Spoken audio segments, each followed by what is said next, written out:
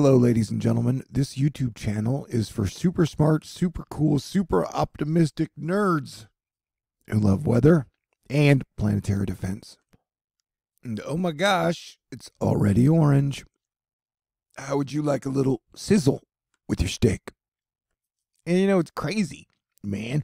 Just like you have seasons, like you have summer, winter, fall, spring, you also have seasons like hurricane season, monsoon season, hail season, volcano season, asteroid season, comet season. Anyway, what I'm trying to say is we are now in the thick of hurricane season 2022, and we have the MDR, the main development region, throwing up some signs that we got a bogey to watch if you are on these islands, if you're in Central America or Mexico, and definitely the lower 48, United States, and even possibly Canada.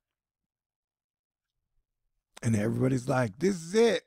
This is the end of the world. This is the final night of the coconut. But I have a lot of confidence in Asteroids Fight Club's abilities to keep it together. You know what I'm saying? Here's an impressive satellite visual of a tornado supercell in Kansas this evening with a summer gravity waves and some atmosphere pressure pushing by wet plasma, which we call clouds. This looks like Jupiter, but it's not. It is planet Earth. But the atmosphere is kind of a fluid, you know, and water and rain is good unless you get way too much of it, like anything. Like if you get 900,000 gallons of ice cream, that's bad. Most of it will probably go to waste. Here, Mike Hudema is talking about 9 million people have been marooned by historic flooding in India and Bangladesh. So yeah, dude, it is a crazy natural disaster season. And things will probably continue to get crazier with all the gas giants on the same side of the sun. I like to believe that everything is connected, and definitely having all the gas giants and then most of the planets on the exact same side of the sun affects everything. Mentally, physically, spiritually, energetically. But who knows, man. I'm about to make some crazy claims. I had this weird theory at THORnews that Mercury, planet Mercury, is a lot like the sun's moon. And here we have the very latest photograph of planet Mercury from ESA's Bepi. Here's a first look at today's Mercury flyby, capturing such an amazing array of the planet's rich geological features. Explore farther, and it definitely looks like the moon in a lot of ways, but it's Mercury. Speedy little Mercury. The one planet who can communicate with all the other planets without getting torn apart by the verbal Roche limit. Does that make any sense? Planet Parade crazy talk. Today, they announced planet Jupiter had some other planets inside of it. Wait, what? Marina Corin. This is certainly one way to write a headline for a space science story. Scientists find remains of cannibalized baby planets in Jupiter's clouds. Wait, what? Yeah, we're going to have to look into this one deeper, I think. In this bizarre story of the day, they're claiming that Jupiter apparently eats other planets. Wait. Interesting. King of the planets. They used to say Saturn used to eat other planets, or they used to call them his children, Saturns. And then supposedly Jupiter was like, hey, put that shit to a rest. And now they're going to say that Jupiter's eating planets? Crazy. Hurricanes.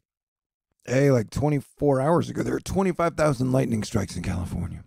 I know I keep mentioning it, but I find it an electric story here brought to us visually by Dakota Smith, the weather deck. Hey, man, they're having serious problems keeping flights going at a regularly scheduled basis. Fox 4 News, as travelers continue to deal with canceled flights across the United States of America, especially during vacation season. Here's what you should do and know about what is causing so many flights to be delayed. Well, it's like a million things. I guess you'd have to click on the article. Use your imagination. Well, heat is a major story for a lot of places. In Dunedin Airport, coldest day in June, New Zealand ever. We got more monsoonal action coming across Arizona, says the Amber. And yeah, it's true. This could be a potent monsoon season. And remember, Yellowstone just had some super duper nasty rainfall damage. Alexa will soon be able to read you stories in a loved one's voice, even if they're dead, or I guess you'd never met them before. That's really creepy. You know, people keep talking about the AI taking giant advances and leaps. Who knows? Maybe that day is coming any minute now.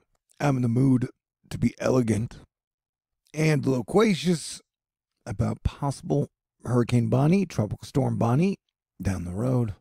10 to 14 days from now. Interesting visuals for sure. And you can always spot a good look.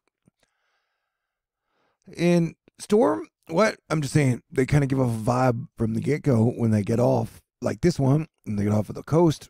And yeah, it looks like it could be a player down the road, depending on what wind shear, dry air, and other factors are going to do to it. Alex Bohr's ham. Wow, that's interesting. Cool to see the outflow from this wave pushing westward, along with the band of Sirius to the northwest. This is the leading edge of the TEJ surge, which will lower shear throughout the Atlantic tropics in coming days. So if the shear is lowering, that is good news for the chance this thing will grow into something. Bad news for people, possible. And to me, that looked like a very interesting California storm happening right there yesterday. I don't know, man. I consider Jupiter a protector of Earth. But everybody's allowed to have their own solar system mythology if they want. And it is mythology season. I'm now going to wish you well and go work on my elegance. God bless everyone. Stay cool.